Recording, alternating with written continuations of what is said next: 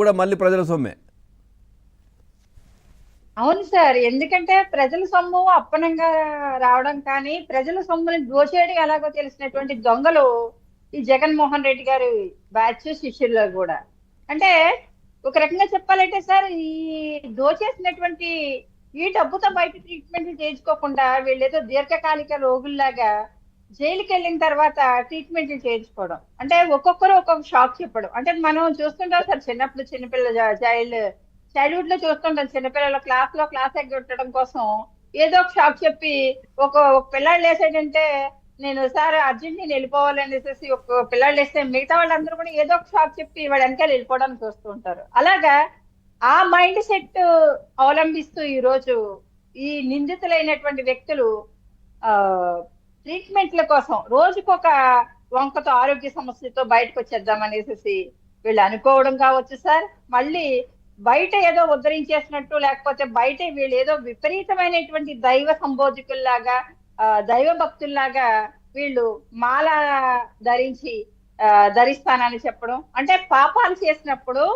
పూర్తిగా ఇంతమంది ఆడబిడ్ల తాళిబొట్లు తింపేసినటువంటి liquor scam ద్వారా నకిలీ మద్యం అమ్మేసేసి మీరు ప్రజల జీవితాలతో ఆరోగ్యాలతో ఆడుకున్నారు. ఎంతమంది సార్ పేదవాళ్ళు వైద్యం చేయించుకోలేక మంచాన పడ్డ వాళ్ళు ఎంతమంది ఉన్నారు ఈ రాష్ట్రంలో?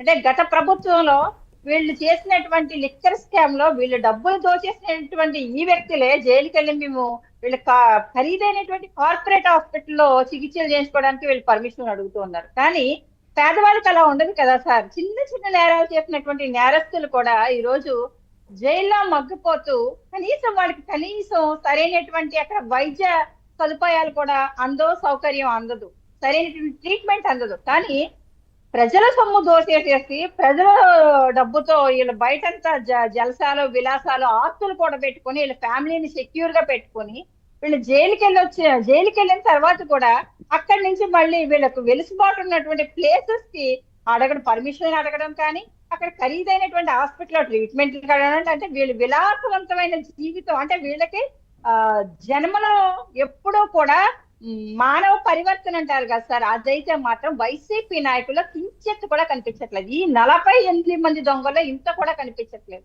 అంటే వీళ్ళకు ఉన్నటువంటి జబ్బులకు కూడా ట్రీట్మెంట్లు చేయించుకోవడానికి కూడా ఇలా ప్రభుత్వ సొమ్ముని అలాగే ప్రజల సొమ్ముని వాడుకుంటున్నటువంటి పరిస్థితి ఇదంతా ప్రజలు చూస్తున్నారు. అదే పేదలు చాలా మంది వీళ్ళు అమ్మినటువంటి నకిలీ మద్యం వల్ల చాలా మంది మృత్యువాత పడ్డారు.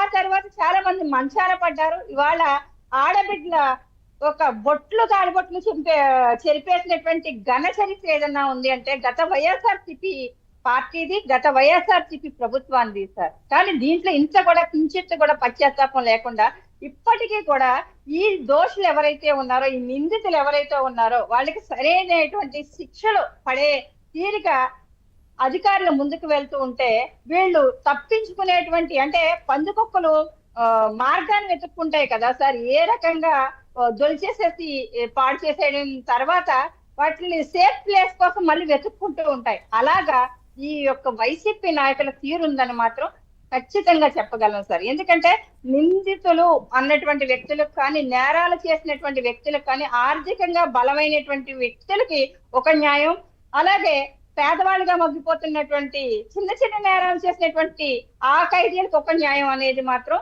న్యాయ చరిత్రలో ఉండకూడదన్నది మాత్రం ప్రజల తరఫున వాయిస్ అయితే మాత్రం గట్టిగా చెప్పగలం సార్ ఈ విషయంలో. లీల గారు చెప్పండి పవన్ గారు. అంటే ఇప్పుడు గతంలో మనం చూసాం తురగా కిషోరా కొద్దిమంది కూడా బెయిల్ పైన బయటకు రావడం, వాళ్ళ ఇంట్లో అంటే వాళ్ళ తల్లికి బాగోలేదని